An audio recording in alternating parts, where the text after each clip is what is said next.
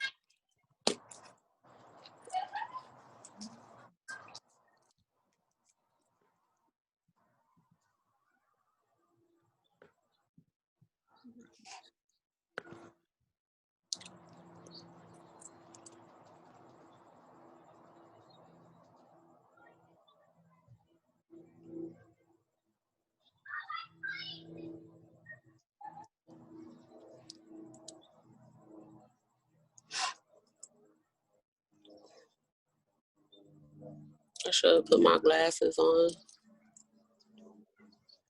I'm blind. I can't. Hello, Price here with you, the United States of America, Arizona Pageants. And I'm so excited to be here today with Ona Mills, CEO of Glam Gloss Kiss.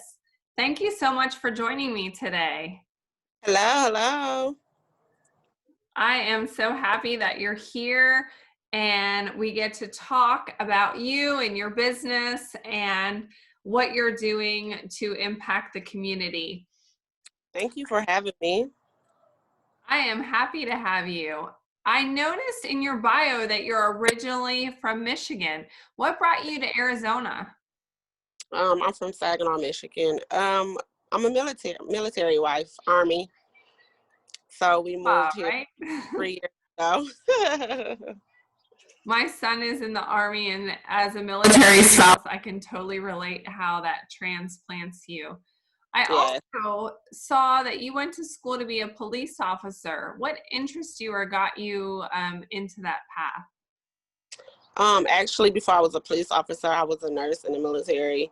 I worked with the Navy SEALs and the Marines in California. And then I ended up moving back home.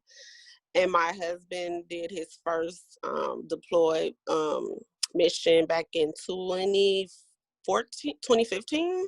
Mhm. And, when they deploy, they offer money for the wives to go back to school.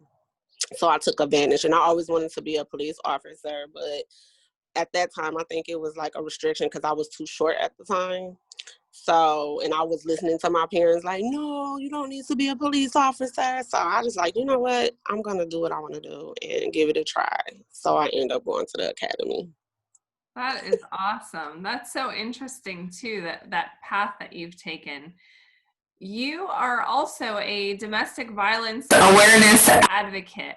And I understand that this stems from your own personal experience as a survivor. Is there Yes. anything you'd like to share about your experience with our viewers? I was a domestic violence victim for almost 8 years. I was in a relationship with my ex-husband. It was a very toxic relationship. It was physically, emotionally, and financial. It's so many levels to domestic violence that people is not aware of. They think that just because you're not getting hit, you're not being in a domestic violence relationship, where there is many levels of abuse. Um, so I think that's what made me be on the path to be an advocate, is because it's a lot of us that's being silent and ashamed and they don't want to speak up. So I want to be that voice. That's amazing, and that you had the courage to share your story with other people. Thank you for telling us. I know sometimes it can be difficult and challenging to talk about the hurts Right. that we've experienced. And you mentioned some victims are ashamed of the situation. 8 years Yeah. is a long time to subject yourself to so many negative things in your life. What made you decide to leave that relationship? I honestly would have to say my daughter. My daughter had to be 9 months, and I was sitting on the stairway, and she came up to me, and I was really sad that day, and she crawled to me and she wiped my tears. So that made me realize that my daughter sees this. She sees that mom's unhappy, and at that moment, I was like, I have to leave because I don't want my daughter growing up thinking it's okay for a man to disrespect her. So it was more for my daughter. To be honest with you, I don't. If it wasn't for my daughter, I honestly don't know if I would have stayed or if I would have left, to be honest with you. It was just at that moment where it gave me the energy and courage because, my daughter is very important to me. So if she's watching and she's 9 months, then if I would have stayed, I could just imagine um, the things that she probably would have experienced when she got older. And that was certainly courageous and also great for your family. I'm sure your daughter can look back and appreciate that. I understand that a lot of domestic abusers and victims fall into familial cycles.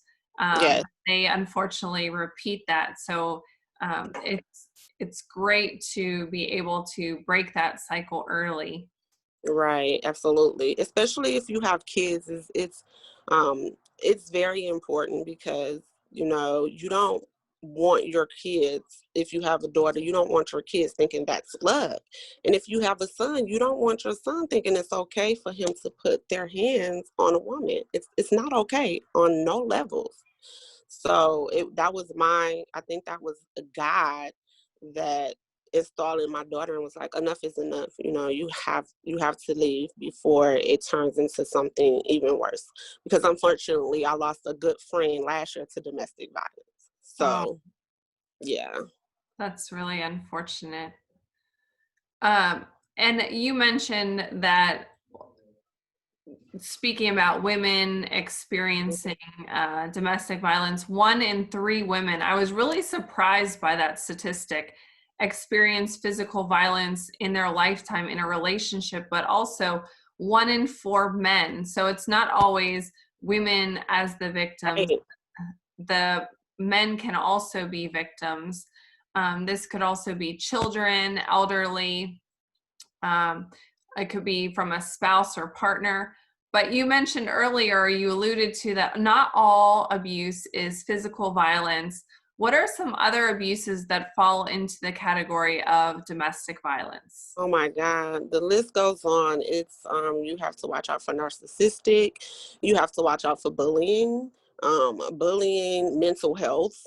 Mental health has something to do with domestic violence, financial, spiritually, emotionally, um, anxiety. The list goes beyond. It's just not physical.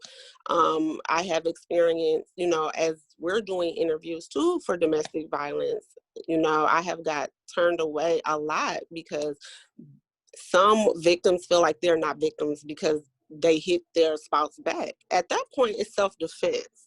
At that point, it's just a toxic relationship. Just because you're defending yourself doesn't mean that you're not a victim. You are a victim. I mean, you're not just gonna just keep sitting there and allow him to or her to do that to you. At some point your breaking point is going to end, and before it gets too late, before it gets to that point, you have to say, hey, enough is enough.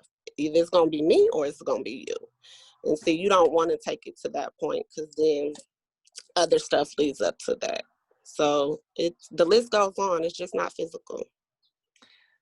So if a woman feels like they might be in a relationship that is toxic and may have some of the the warning signs of abuse, what are some things that she should look for? Or if you're talking to girlfriends at Mhm. girls' night out and they're talking about their spouse or partner, what are some cues that they might be in an abusive relationship? Well, Kelly, that's a tough question. And the reason I say that is because domestic violence doesn't have a look. Sorry to say, it doesn't have a look. It doesn't have a voice. I mean, people can trick you very good. You know, when you first get that person, is peaches and creams, and then after a while, you get to know that person, and then it goes from 0 to 100. The best thing that I can say is that just be on alert, you know. Don't put your guard down too much, because you know us as women, and some guys, you know, we automatically trust people. I mean, that's how we are. But we have to also be on alert, and we have to also pay attention in those relationships, because it's really tough to look out for signs when they are wearing their mask, you know. Mhm. So yeah, that's it, it doesn't have a look. You just have to be on the lookout. Some of the signs that someone could be abusive relates to that power control relationship, and isn't Hmm. that what a lot of the abuse is about? That person wanting to have power or control over the other individual. It could be that. When I said earlier about mental health, you know, some people feel that when one spouse is making more money than the other spouse, or if one spouse feels like, you know, one can be a police officer and the other one can just be working at the supermarket. It really depends about the level and thinking of how they feel, and that, you know, they might not feel secure. You know, they might feel like the other one might have the power because they making more money than them. Hmm. So yes, and 50-50 it is. It has a lot, some of to do with power, but it also have to do with insecurities. You know, we have a lot of people out there that have insecurities. So, you know, it's a very sensitive topic, because like I said, it's just, the list just goes on. Hmm. It can be power, it can be insecurities, it can be something that happened in their childhood that triggered them to feel a certain way in a relationship. It can be maybe they were getting bullied and that's all they know and they think that is love. Um, so, like I said, yes, the list keeps going. It can be from childhood, and you take that to your adult, and you think, hey, if I treat this person a certain way, maybe, you know, maybe I am showing my love to them. Hmm. You know, so I believe that it starts from childhood. From my situation, when I was in my domestic violence situation, it Hmm. did come from his childhood, because you know him and his dad had a strained relationship. So I would see the pattern, and I'm like, you know, you say you don't want to be like your dad, but you're a lot like your dad. So I think it has more to do with childhood and how you was raised and how you was brought up, and what you seen when you were growing up, that you thought that was love when it really wasn't love.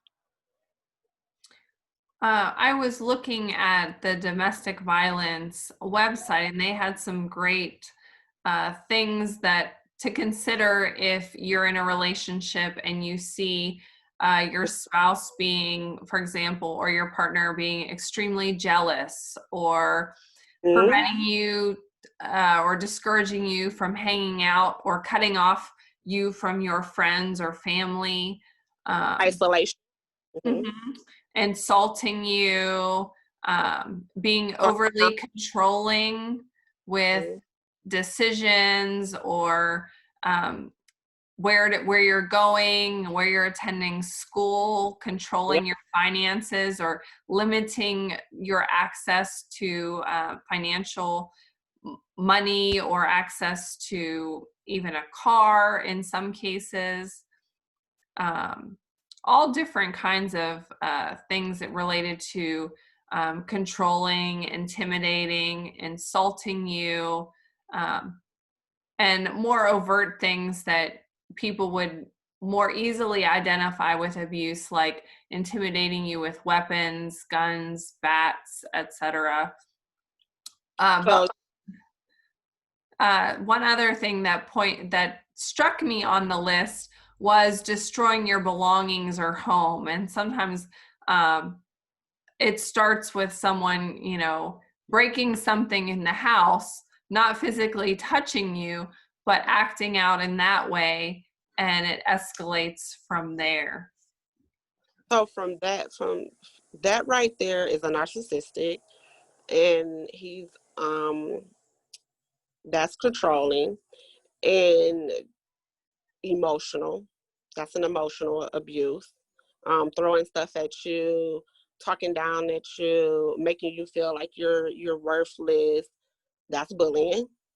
Um, and like I said once before, it can be mental health, or it can just simply seeing somebody else doing that, and then they think that it's okay, so now they're repeating what they've seen. But for me, mine was isolation. You mentioned that. We really didn't go anywhere. Like, I didn't really communicate with my friends. We really didn't go out. He was different in public, but different in private. Um, mine was financial, where he had control of the money, and what was bought, what was the money spent on. At the time I was pregnant, so I wasn't working. Mm-hmm. So he was the breadwinner, so I really didn't see why financial would be a problem to him. But it's just that control is being in control. And I think for some men and for some women, when they lose that kind of control, they feel like they're losing some type of power within them. So they would try to find anything to gain that power back. And once again, it goes back to insecurities. So if someone feels like they're being abused in one of these ways, what would be some good steps to take? Some good steps to take: if a person feel like they are getting bullied, or they feel like they're trapped in a relationship, Mm-hmm. suggestion would be, the very first sign that you see, please do not think it's going to get better. Do not keep telling yourself, if I just give him time, or this is love. He loves me because he care about what I do. He care about that's not love. Love is supposed to be fearless. Love is supposed to be painless. It's not supposed to bring you unhappiness. And if for any reason you feel like you are being bullied in your marriage or in your relationship, that's a sign right there. And that sign is to tell you to keep it going, keep it moving. Do not give it a chance, because if it start off bad, it's going to end bad, or if not bad, worse. You, In your case, did you do any follow-up counseling to help heal some of the trauma that you experienced personally? no, I didn't go see a therapist, or I didn't talk to anyone. My mom and my dad was very supportive. In most cases too, I have seen that when you are in a domestic violence situation, or you're in a toxic situation, most people don't have anywhere to go. And so that's why they end up staying in that toxic relationship, because they don't know where to go, and they don't know where to start after, they leave that relationship. So for me, my mom, the woman that she is, she knew off bat something was wrong with me, because she used to always come and visit us. Mm-hmm. And one night I called her, I said, I had enough. And she was like, pack your bags up and come home. So I'm gonna be honest with you, Kelly. If I didn't have that support, or if I didn't have my parents to help me raise my child or be able to come home, I honestly cannot tell you if I would be where I'm at today. Um, some people do seek therapy. For me, I isolated myself from people because I wanted to heal on my terms. I didn't want to hear, oh, you were stupid for staying. Oh, it couldn't have been me. Because in that situation, you never know what's going to happen. You don't know. So I had to heal on my terms. I took time to remember who I was before I got into a relationship, before I became a mother. My mom would pray with me. She would, even though I come from a background, my mom and dad been married 50 years. I come from a background of working it out. So she didn't judge me. She didn't know the type of advice to give me coming from a domestic violence relationship and breaking up a marriage. She just would pray and tell me, you need to take time for you. And she gave me a book, and the book that she gave me called The Secret, it actually helped me out a lot. And my husband, been remarried for 6 years. He has been very supportive. So most people don't feel comfortable talking to a therapist. Most people do. I just feel like a person can't tell me when to heal. I feel like I need to heal on my terms. So for me, it was just me and trying to figure out who I was before I got into that marriage and before I became a mom. And certainly that you mentioned the family support is huge. If you have Yeah. friends or family that are going to support you, or you also mentioned being a Christian, and that being able to have that as a support probably helped you a lot. From Mm-hmm. my own personal experience with foster and adoptive kids, a lot of times counseling is a critical piece of the puzzle, because the abuse and the feelings surrounding that as a young child are so complex, like an onion Mm-hmm. with so many different layers, that it can take years to really drill down to the root causes and really find true healing. The domestic violence hotline website also recommended that if you are starting to experience abuse and you're not ready to leave that situation, to try to document what's happening to you in case you need it for legal reasons, keeping a journal, taking pictures, of course, keeping those somewhere that's safe, that the abuser's not going to find those documents. But that could be helpful even if you're not ready to file a report with the police. They also mentioned a safety plan, having a plan for you, your children, and pets if things escalate and you need to get your children and yourself out of a situation quickly. You mentioned you have your parents to go to, but some people, as you mentioned, may not have a family member that is able to take them in. Having a friend as an option would be good. And I know that there are resources available in the community, safe houses, as well as domestic violence shelters that can not only help with temporary housing, but oftentimes with counseling and financial resources and support as well. Also, never, it's very crucial and important to not keep silence. Suicide also play a major part in domestic violence. People get to that point, like you said, they don't have that support system, not even friends, not even family. And it is other sources out there, but don't, it's so important to use your voice. And it's sad because a lot of people think when you are in a domestic violence relationship, the ones I'm speaking for, the ones that is not, that may be silent, because I was silent for 8 years before I spoke about mine. And I think what it is being ashamed. I just had an interview about this, being ashamed, being scared of being judged. So a journal would be awesome, but at the same time, your voice would be even better. It's a lot of resources out there. If you can't confide in a friend, if you can't confide in your parents, talk to police. I'm sorry. Talk.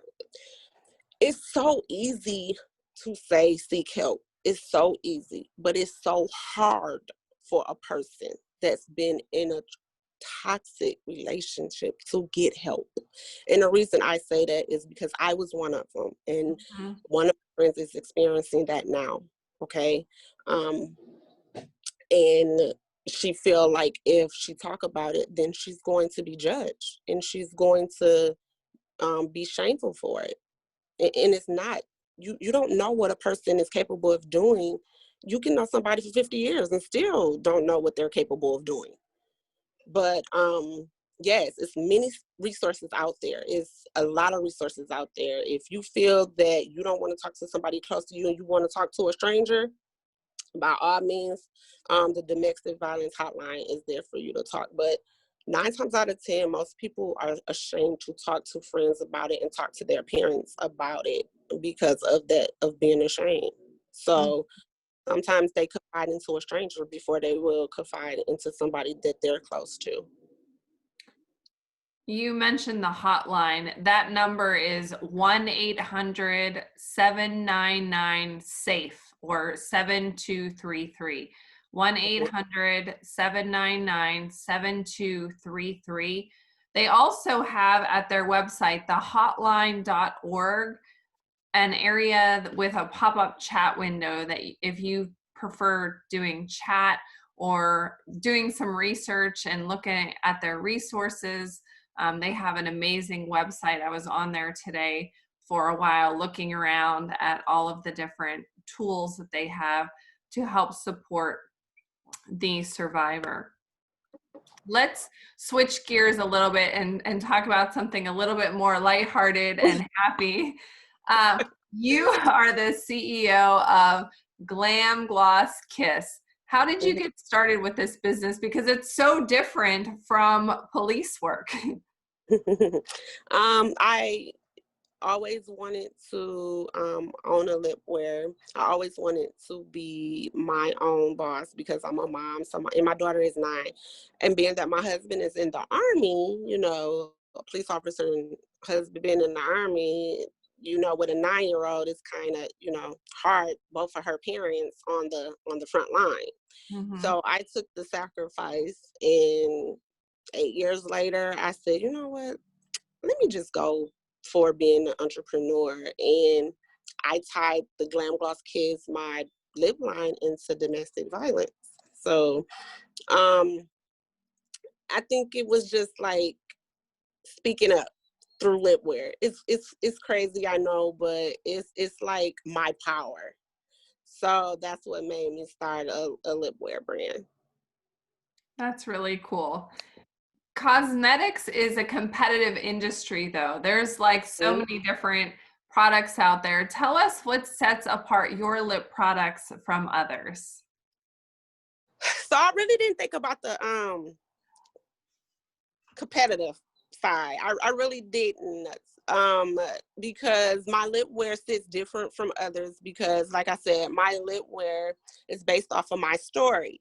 So each lip wear, I have like 7 of them that has a motivation behind it. So like Speak Up, I wear that now, you know, it gives you the power. My mom always say, whatever you put in front of you, it reminds you of the person either you want to become or reminds you not to take a step back in your life. So I love that. Yeah, I have Speak Up, I have Survivor, Naked Bronze, I have Vamp. I think you ordered Control. control is my signature color, and it's just basically meaning that I took control back of my life. So I think it sits different because it has true value and true meaning behind it. And I mean, it makes you look beautiful. So Yes, I have on one of the neutral colors today. yes.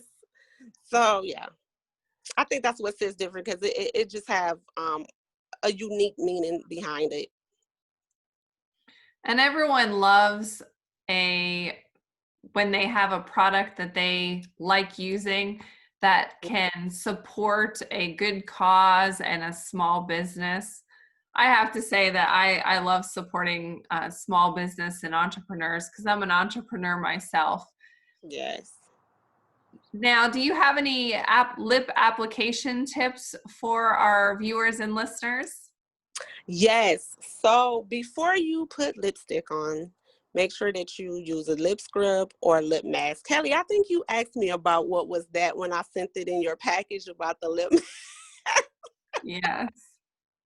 So the lip mask actually takes all the dead skin off your lips and the bacteria, because lipstick holds bacteria if you wear it for so long, and then it begins not to be smooth the way you want it to be. So I will always say use lip scrub and a lip mask before you put on new product. Any I love product. using a lip scrub when I'm in the bathtub. I was soaking Yes, today. I did a lip scrub, and it exfoliates your lips just like you would exfoliate yeah. the rest of your face.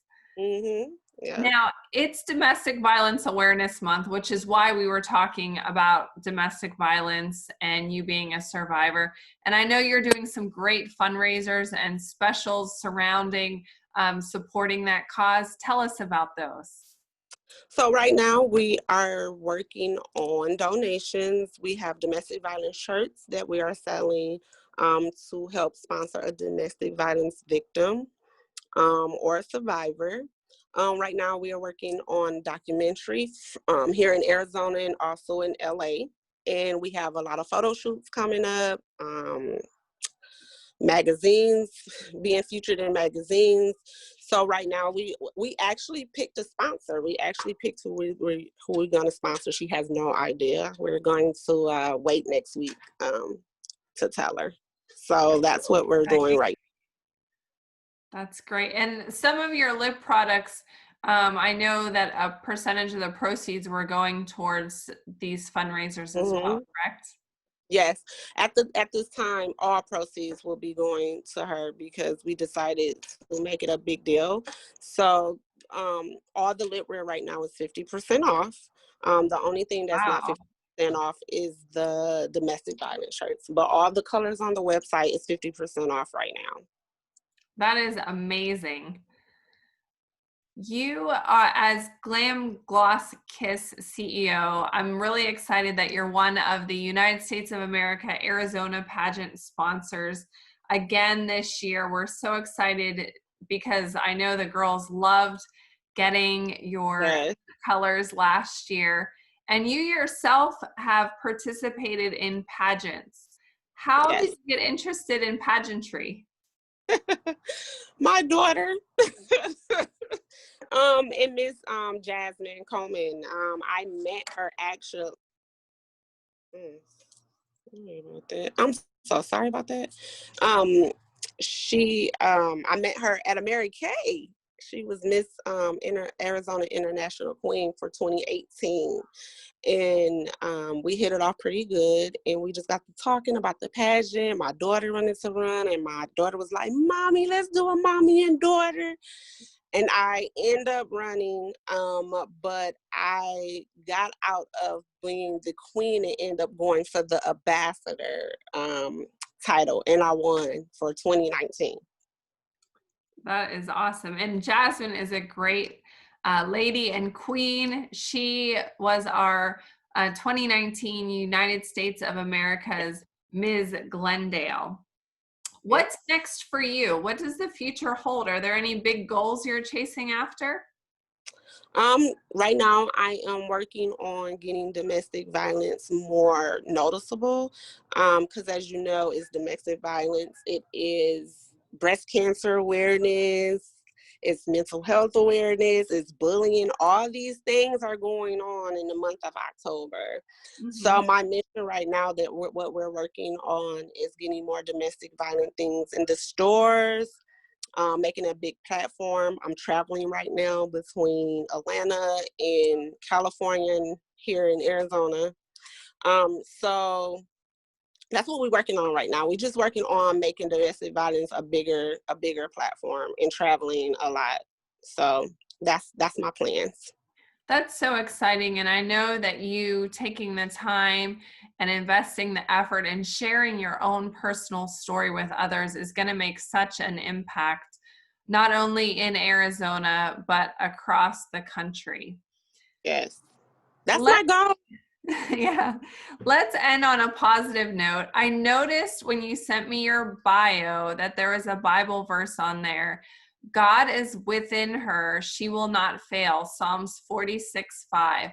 Why is this verse important to you? That is my favorite verse. And the reason it is so favorite to me and important is because we as women forget the strength that we have when we are in a situation, when we are in a toxic situation or an unhappy situation. We tend to forget about God.